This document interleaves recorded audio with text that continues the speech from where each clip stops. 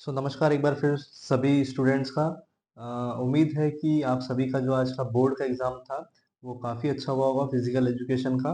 और जो question paper मैंने देखा है सेट 4 में, मेरे पास एक सेट 4 आया है आज के एग्ज़ाम का। तो इसमें मैंने क्वेश्चन पेपर को एनालिसिस किया है, चेक किया है। तो काफ़ी सिंपल पेपर आया था, डायरेक्ट डायरेक्ट क्वेश्चंस आए थे। एक या दो ही क्वेश्चंस ऐसे थे जिसमें शायद थोड़ा सा सोचना पड़ा होगा, बाकी सभी क्वेश्चंस ईजी थे। और उम्मीद है कि सभी को अच्छे मार्क्स आएंगे, कुछ बच्चों को हो सकता है फुल मार्क्स भी आए।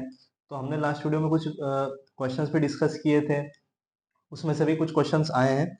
तो हम ज़्यादा टाइम वेस्ट नहीं करते हैं और हमारा स्टार्ट करते हैं पूरा सॉल्यूशन क्वेश्चन पेपर का, कि कहाँ कहाँ किस किस एमसीक्यू के क्या क्या आंसर हो सकते हैं, कौन से आंसर्स में क्या क्या लिखना था, वो हम स्टार्ट करते हैं।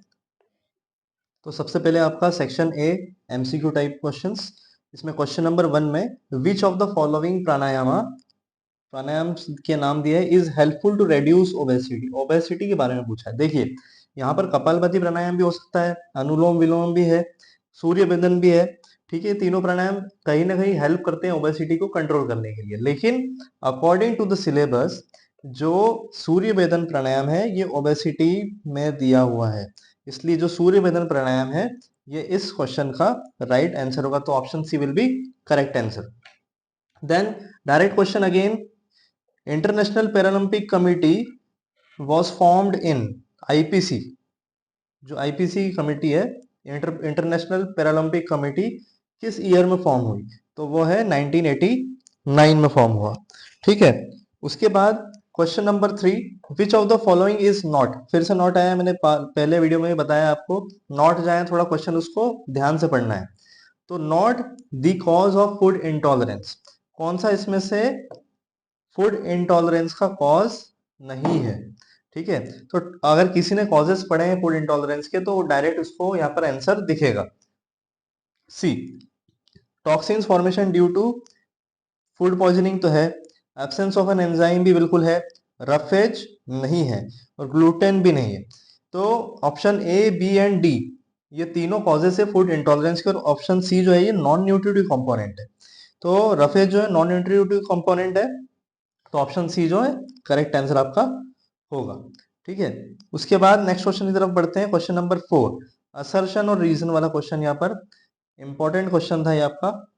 इसमें अगर आपने समझ के लिखा होगा तो समझा होगा इसको, तो आपने इसको डायरेक्टली सॉल्व किया होगा। ठीक है, तो इसको देख लेते हैं। असर्शन में लिखा है the basal metabolic rate is the number of calories needed to maintain body function at resting condition. बिल्कुल सही है।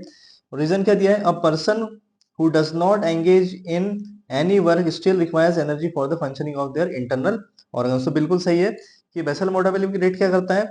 मेंटेन करता है बॉडीली फंक्शन को रेस्टिंग कंडीशन में, क्योंकि जो बॉडी अगर रेस्ट पे भी है तो कहीं ना कहीं उसके जो ऑर्गन्स है वो फंक्शन करते रहते हैं, जो इंटरनल ऑर्गन्स है।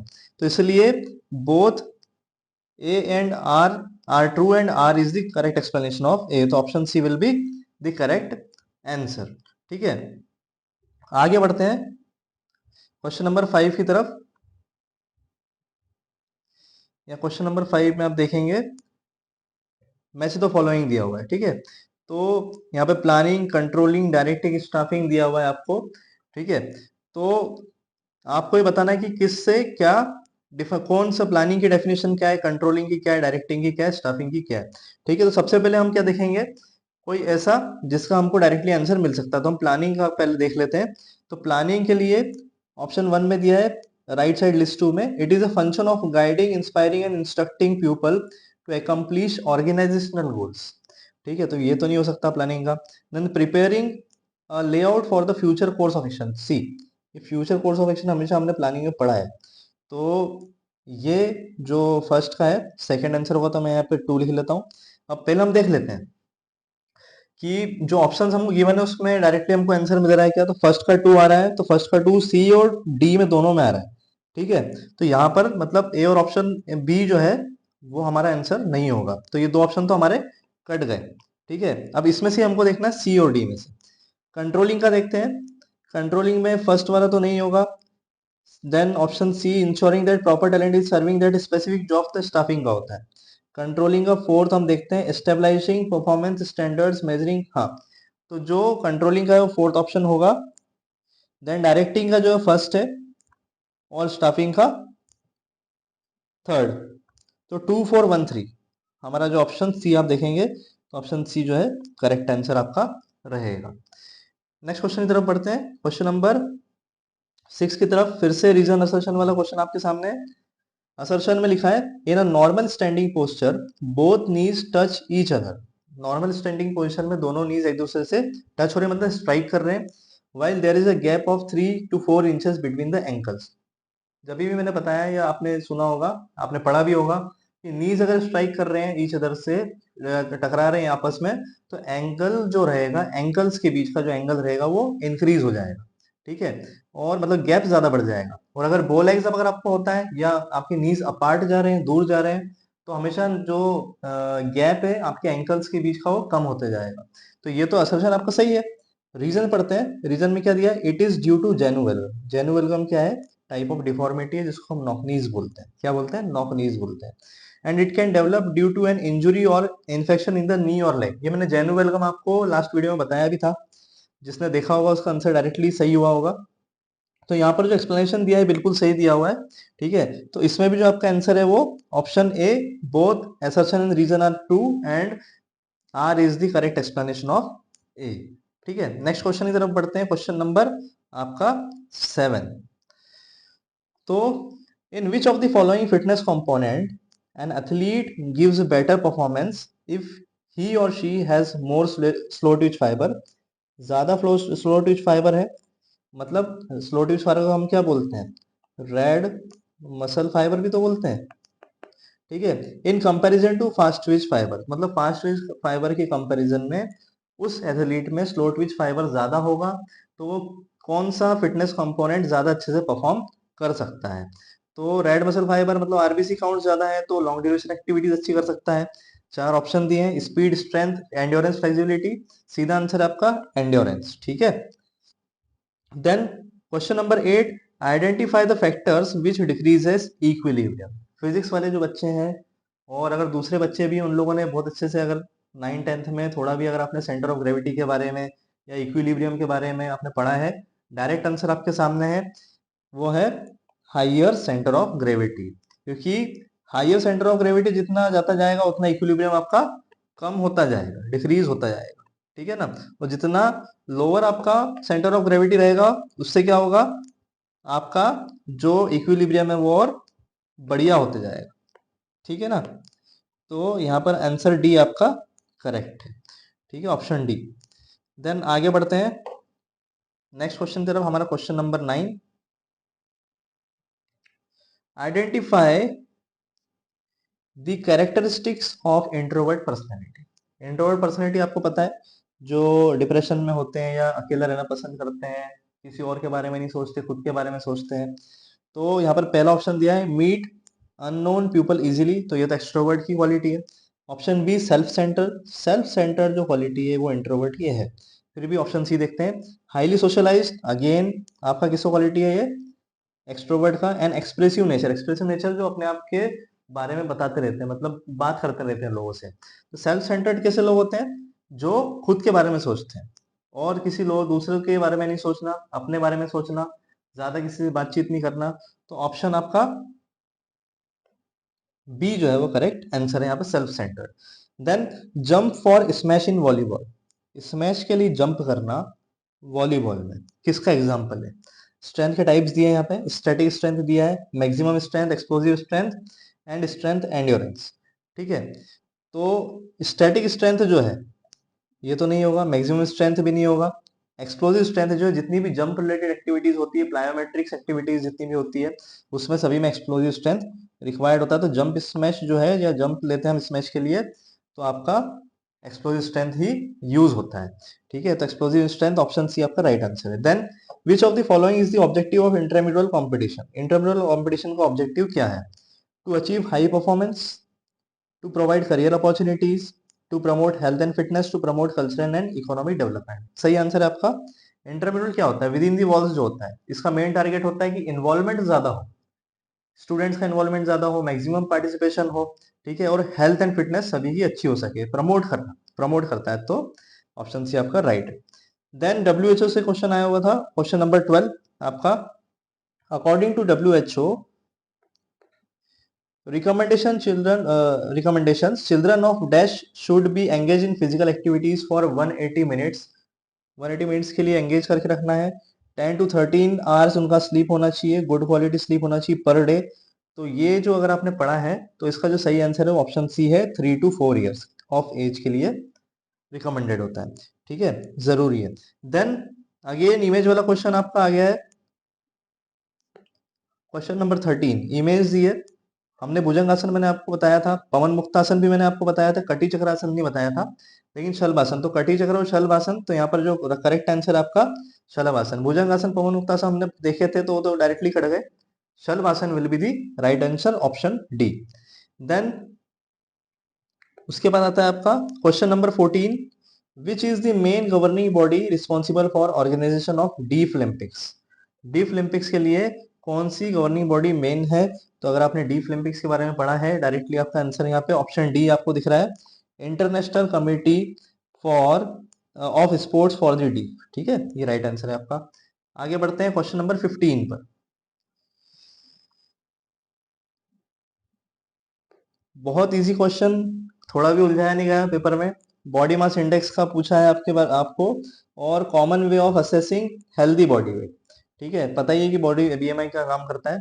यहाँ पूछा है विच of the following BMI range is considered healthy weight. Healthy weight किसके अंडर में आता है? वो आता है 18.5 से 24.9, ठीक है। इसको नॉर्मल वेट भी बोला जाता है, नॉर्मल वेट भी इसको बोलते हैं, ठीक है, हेल्दी वेट भी बोलते हैं और नॉर्मल वेट भी बोलते हैं, ठीक है। देन क्वेश्चन नंबर 16 यहाँ पे, in the partial curl test the difference between two parallel lines, दो पैरेलल लाइंस वहां पर बनाई जाती है उसमें पार्शियल कर्ल टेस्ट में, तो उनके बीच का डिस्टेंस आपसे पूछा गया है, तो वो होता है आपका 6 इंचेस होता है। कितना होता है? 6 इंचेस। तो option C will be the right answer. Then goal setting is dash approach under motivational technique.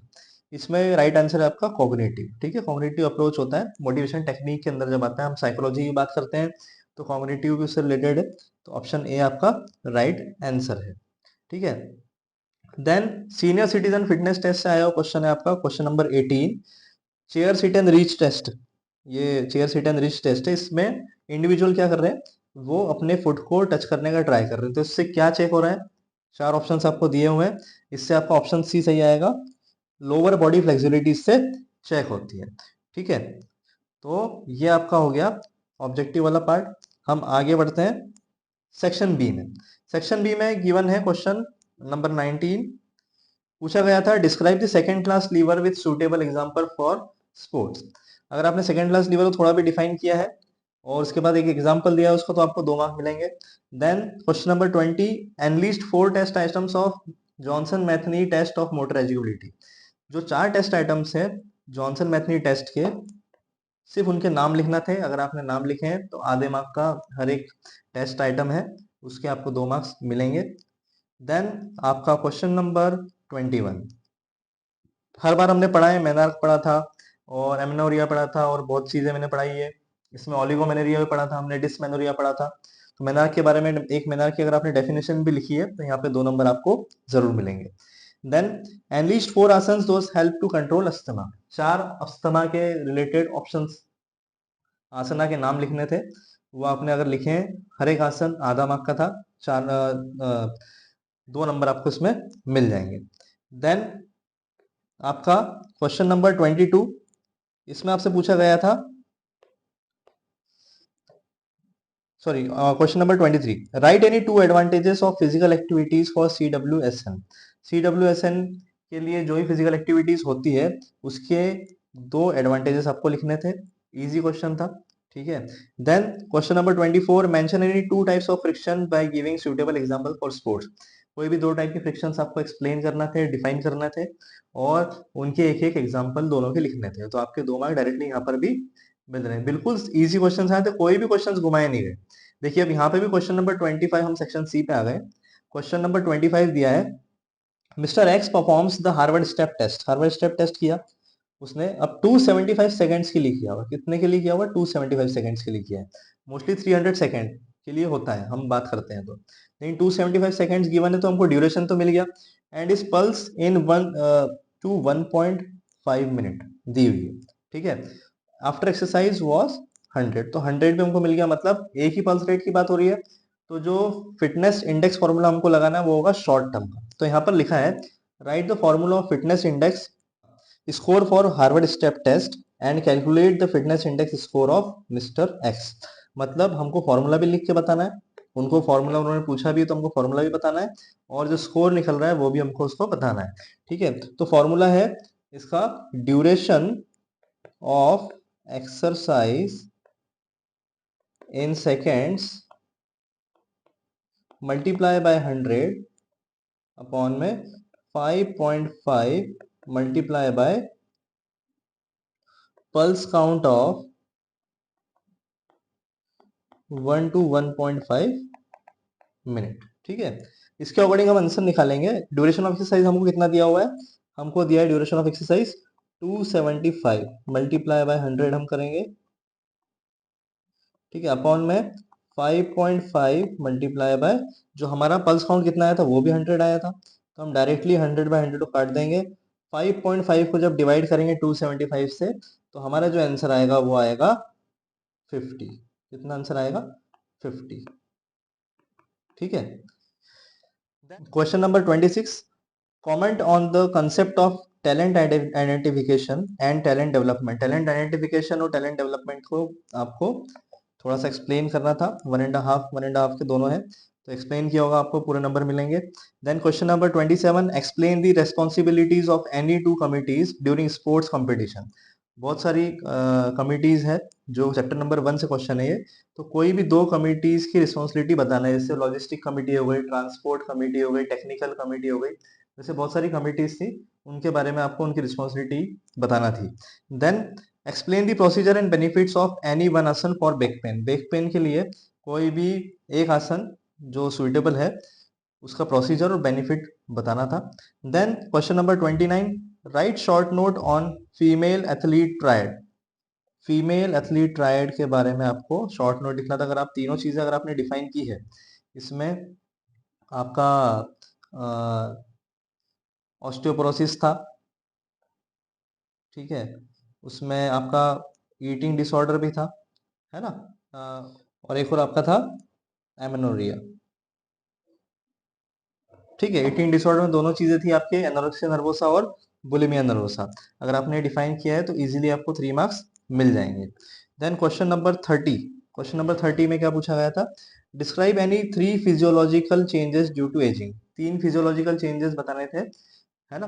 तो ये आपने अगर डिफाइन किया है, इजीली आपको 30 मार्क्स। देखिए एक भी क्वेश्चन आपको उलझा कर नहीं दिया गया है, सब क्वेश्चन डायरेक्ट दिए गए हैं, मतलब आप easily full out of full marks इसमें कवर कर सकते हैं, ठीक है। तो अगर आपने अच्छे से लिखा है, पॉइंट टू पॉइंट आंसर्स लिखे, तो आपको पूरे मार्क्स मिलेंगे। नाउ सेक्शन डी में आपको पूछा गया है, a survey in an inclusive school setup found the discrepancies between the participation of normal and special child। Normal special child में डिस्क्रिपेंसीज बताइए। स्पेशल चाइल्ड है 10 और आपके जो नॉर्मल चाइल्ड है वो 150 है, ठीक है। तो ड्यूरिंग एनुअल स्पोर्ट्स डे के थ्रू ली गई है। तो study the table given below carefully. अब देखिए यहाँ पर इवेंट दिए 100 metre, 400 metre, long jump, high jump, relay race. तो नॉर्मल चाइल्ड ने 100 मीटर में कितने बच्चों ने पार्टिसिपेट किया, और स्पेशल चाइल्ड में ने 100 मीटर में कितने बच्चों ने पार्टिसिपेट किया। तो ऐसे पूरा डेटा दिया हुआ है, तो हम देखते हैं कि कैसे इससे क्वेश्चन रिलेटेड आ रहे हैं, ठीक है। तो सबसे पहले दिया है यहाँ पर option, question number A, as per the given table dash event there is no participation of special child. किस चाइल्ड का पार्टिसिपेशन हुआ ही नहीं, किसी भी चाइल्ड का, स्पेशल चाइल्ड का पार्टिसिपेशन किस इवेंट में नहीं हुआ है। तो यहाँ पर आप देख सकते हो लॉन्ग जंप में 0 पार्टिसिपेशन है, तो यहाँ पर जो ऑप्शन क्वेश्चन नंबर ए है उसका आंसर होगा आपका लॉन्ग जंप, ठीक है। देन क्वेश्चन नंबर 2 आपसे जो ऑप्शन क्वेश्चन बी पूछा गया है, participation of students with disabilities in regular physical education classes is known as. इसका आंसर होगा इंक्लूसिव एजुकेशन। क्या हुआ, inclusive education. Then question number C, enlist any 2 strategies to make physical activities accessible for children with special needs। 2 strategies आपसे पूछी गई थी, जिसमें आप communication, space, modified equipments, modified rules आप लिख सकते थे, आपने इनलिस्ट किए होंगे तो आपको डायरेक्टली नंबर मिलेंगे। Then question number D, motto of special Olympics is, motto क्या था स्पेशल ओलंपिक्स का, क्या है, let me win but if I can not win let me be brave in the attempt. ठीक है, और इसी की ओर में पूछा गया था द मोटो ऑफ पैरालंपिक्स। ठीक है, तो वो क्या होगा, स्पिरिट इन मोशन। ठीक है, नेक्स्ट क्वेश्चन नंबर 32 हमसे पूछा गया है, study the pictures given below, image 1, 2 and 3 दिया गया है, आइडेंटिफाई करना है हमको। ठीक है, तो क्वेश्चन नंबर ए आपसे पूछा है which type of fracture you see in image 1, image 1 में कौन सा टाइप ऑफ फ्रैक्चर आपको शो हो रहा है। ठीक है, तो इमेज 1 में हमको दिख रहा है सिंपल फ्रैक्चर, सिंपल फ्रैक्चर है। ठीक है, देन क्वेश्चन नंबर बी पूछा है when a bone breaks diagonally as shown in image 2, image 2 में जो बोन है वो डायगोनली ब्रेक हुई, तो जब बोन डायगोनली ब्रेक होती है तो उसको हम क्या बोलते हैं, ऑब्लिक फ्रैक्चर बोलते हैं। क्या बोलते हैं, oblique fracture.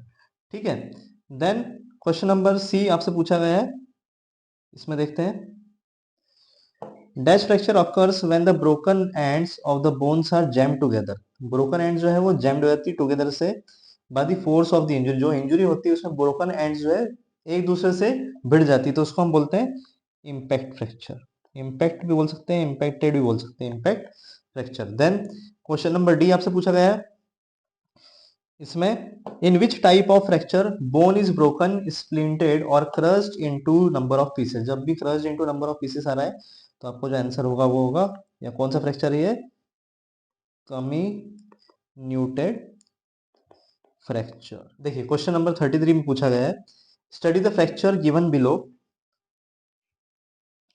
On the basis of the above study and your knowledge answer the following question. सबसे पहला क्वेश्चन पूछा है इसमें, question A, according to the above fixture number of rounds will be, total number of rounds कितने होंगे, total number of round directly भी आप गिन सकते हैं, जैसे R1 लिखा हमने, R2, R3, R4, तो राउंड 4 आपका इसका आंसर होगा 4 राउंड्स। ठीक है, और अगर आप फॉर्मूले के थ्रू देख सकते हैं तो 2 की जो पावर थी जब आप बाय कैलकुलेट करते हैं तो वही इसका टोटल नंबर ऑफ राउंड्स हो जाएगा।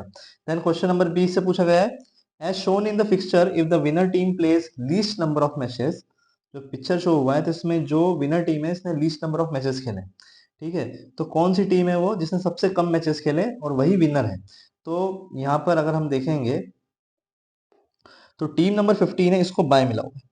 ठीक है, बाकी किसी भी टीम को बाय नहीं मिला, बाय मतलब ये वो टीम है जिसने एक मैच कम खेला है, अब ये जा सकती है पूरा आखिरी राउंड तक, 15, 15 और 15, तो देख सकते हैं 3 मैच खेल करके ये विनर बनी है। ठीक है, तो 15 टीम क्या होगी, विनर, विनर है।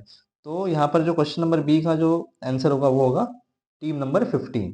ठीक है, देन क्वेश्चन नंबर सी आपका, what is the formula for calculating number of matches in a knockout tournament, मैंने हमेशा लास्ट वीडियो में बताया है, total number of matches knockout tournament के लिए अगर हम बात करते हैं तो वो फॉर्मूला होता है n-1 आपका।